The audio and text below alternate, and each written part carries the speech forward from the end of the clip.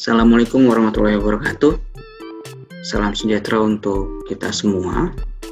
Pada kelas konstitusi kali ini, satu pembahasan yang ingin saya sampaikan kepada teman-teman semua adalah berkenaan dengan klasifikasi konstitusi. Namun, sebelum lebih jauh berbicara soal klasifikasi konstitusi, saya ingin kembali mengajak teman-teman untuk mengingat apa yang telah saya sampaikan pada kesempatan sebelumnya berkenaan dengan pengertian konstitusi. Telah saya sampaikan bahwa tidak sedikit tokoh yang memberikan pemahamannya berkenaan dengan pengertian konstitusi. Salah satu dari banyak tokoh itu adalah K.C.Wells. Dalam bukunya yang berjudul Modern Constitution yang telah dialih bahasakan ke dalam bahasa Indonesia, beliau mengartikan konstitusi itu sebagai sebuah keseluruhan sistem ketatanegaraan di suatu negara yang berupa kumpulan peraturan untuk membentuk, mengatur, atau memerintah suatu pemerintahan di dalam suatu negara. Nah, itulah kemudian pemahaman konstitusi yang coba dibangun oleh K.C.Wells.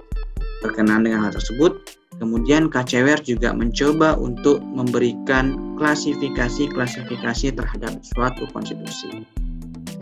Setidaknya kita dapat melihat ada 5 klasifikasi konstitusi yang coba dibangun oleh K.C.Wells. Yang pertama adalah klasifikasi konstitusi berdasarkan bentuk. Nah, kalau kita lihat dalam bentuknya, ataupun kalau kita lihat berdasarkan bentuknya, kita dapat mengetahui bahwa setidak-tidaknya konstitusi itu dibagi ke dalam konstitusi tertulis maupun konstitusi yang tidak tertulis. Pertanyaan yang kemudian muncul adalah apa itu konstitusi tertulis dan apa itu konstitusi yang tidak tertulis. Secara sederhana, kita dapat memahami bahwa konstitusi yang tertulis itu adalah konstitusi yang dituangkan ke dalam sebuah dokumen formal negara. Dari sini kita juga dapat memahami bahwa konstitusi yang tertulis itu bukan berarti konstitusi yang dituliskan. Tidak. Sekali lagi saya perlu menyampaikan bahwa konstitusi yang tertulis itu adalah konstitusi yang dituangkan ke dalam sebuah dokumen formal negara. Berbeda halnya dengan konstitusi yang tidak tertulis. Secara sederhana kita dapat mengetahui bahwa konstitusi yang tidak tertulis itu adalah konstitusi yang tidak dituangkan ke dalam sebuah dokumen formal negara. Seperti halnya pemahaman yang coba dibangun dalam konstitusi tertulis, bukan berarti konstitusi yang tidak dituliskan itu adalah konstitusi yang tidak tertulis. Apa saja contoh negara yang mencoba menggunakan konstitusi tertulis dan konstitusi tidak tertulis? Kita tahu bahwa satu contoh negara yang menggunakan konstitusi tertulis itu adalah negara kita sendiri, yaitu negara Indonesia. Sementara satu dari banyak contoh negara yang menggunakan konstitusi yang tidak tertulis adalah negara Inggris. Beralih pada klasifikasi konstitusi yang kedua, yaitu klasifikasi konstitusi berdasarkan sifatnya.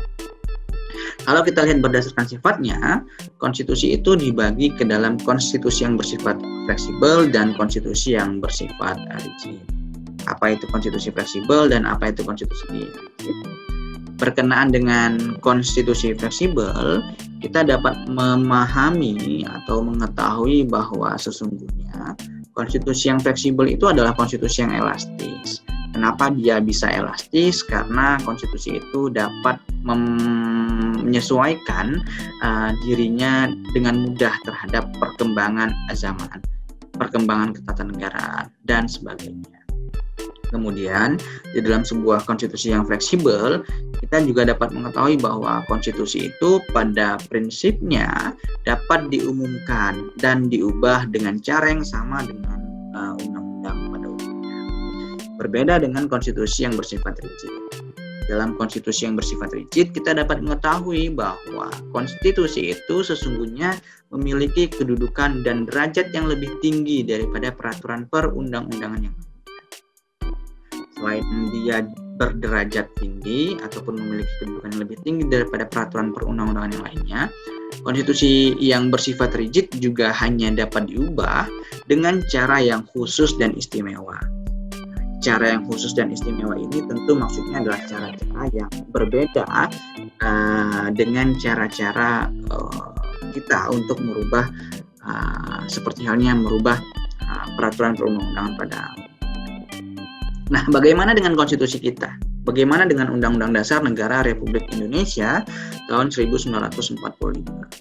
Kalau kita lihat ke dalam pasal 37 Undang-Undang Dasar dan beberapa pasal-pasal lain di dalam Undang-Undang Dasar yang berbicara soal substansi Undang-Undang Dasar, kita dapat mengetahui bahwa konstitusi kita sesungguhnya masuk dalam klasifikasi konstitusi, klasifikasi konstitusi yang bersifat.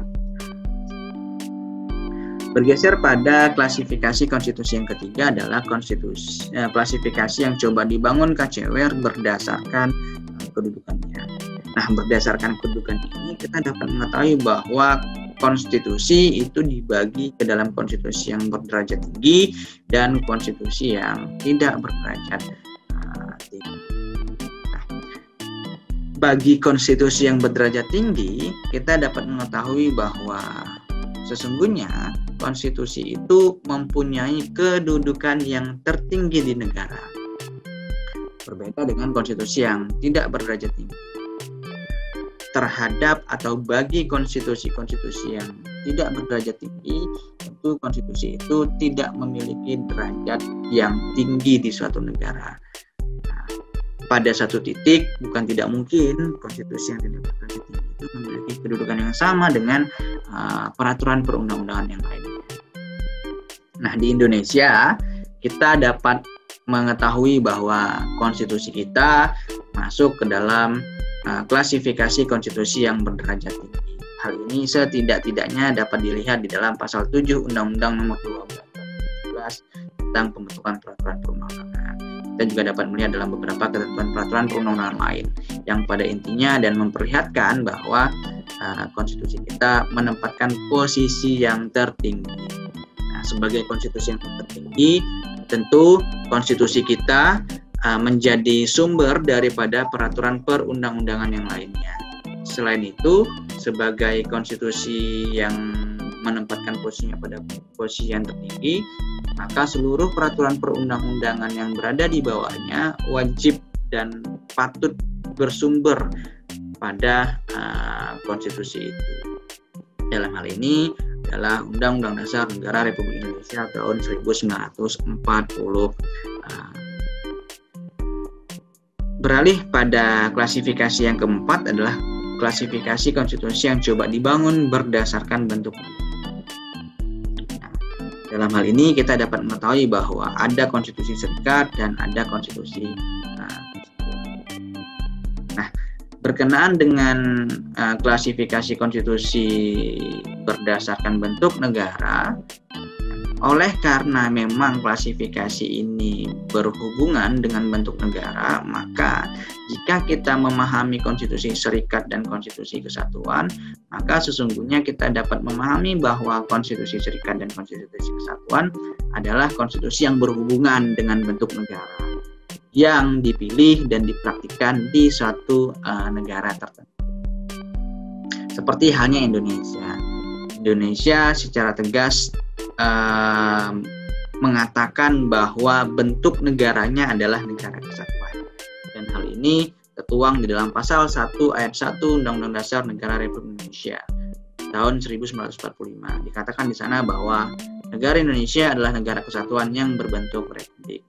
Ketika ada penegasan di dalam konstitusi Indonesia bahwa Indonesia adalah negara kesatuan yang berbentuk republik, maka pada saat inilah kemudian kita juga dapat menegaskan bahwa konstitusi negara kita adalah konstitusi negara kesatuan. Dan klasifikasi terakhir yang coba dibangun oleh KCWR adalah klasifikasi konstitusi berdasarkan sistem pemerintahan. Berkenaan dengan hal ini adalah yang namanya kemudian konstitusi sistem pemerintahan presidensil dan ada yang namanya konstitusi sistem pemerintahan parlementer. Seperti halnya konstitusi berdasarkan bentuk negara, kalau kita bicara soal konstitusi presidensil dan konstitusi sistem parlementer, ini tentu berkenaan dengan ataupun berhubungan dengan sistem pemerintahan yang dipilih dan dipraktikkan di suatu negara. Jika jika tadi dalam konteks konstitusi berdasarkan bentuk negara, Indonesia secara tegas mengatakan bahwa konstitusinya adalah konstitusi negara kesatuan, bagaimana dengan posisi konstitusi negara kita kalau kita benturkan dengan klasifikasi berdasarkan sistem pemerintahan? Apakah kita dapat mengatakan bahwa konstitusi kita adalah konstitusi sistem presidensil, atau justru konstitusi kita adalah konstitusi sistem parlementer? Memang kita dapat mengetahui bahwa salah satu semangat perubahan Undang-Undang Dasar adalah memperkuat sistem presidensil. Dalam sistem pemerintahan kita pun secara tegas dikatakan bahwa presiden tidak saja menempatkan ataupun memainkan posisinya sebagai kepala pemerintahan, tetapi juga sebagai seorang kepala negara. Nah, ini adalah contoh-contoh ataupun sifat-sifat dari sistem pemerintahan presidensil. Tapi tidak dapat dinafikan juga bahwa masih terdapat beberapa norma di dalam Undang-Undang Dasar kita yang menunjukkan bahwa konstitusi kita adalah konstitusi parlementer. Nah, itulah sebab kenapa kalau kemudian kita ingin kembali mempertegas jenis kelamin dalam konteks sistem pemerintahan yang kita pilih di negara kita, maka kita perlu menegaskannya itu dalam bunyi-bunyi norma pada konstitusi negara kita. Ada orang yang mengatakan bahwa konstitusi kita adalah konstitusi presidensil.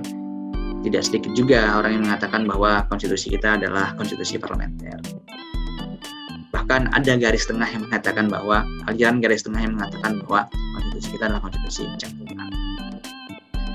Oke, inilah yang perlu kemudian kita selesaikan secara bersama. Oke, sekian penyampaian materi saya ataupun pembahasan berkenaan dengan klasifikasi konstitusi. Semoga yang sedikit ini dapat memberikan manfaat banyak bagi teman-teman semua. Saya akhiri, Assalamualaikum warahmatullahi wabarakatuh.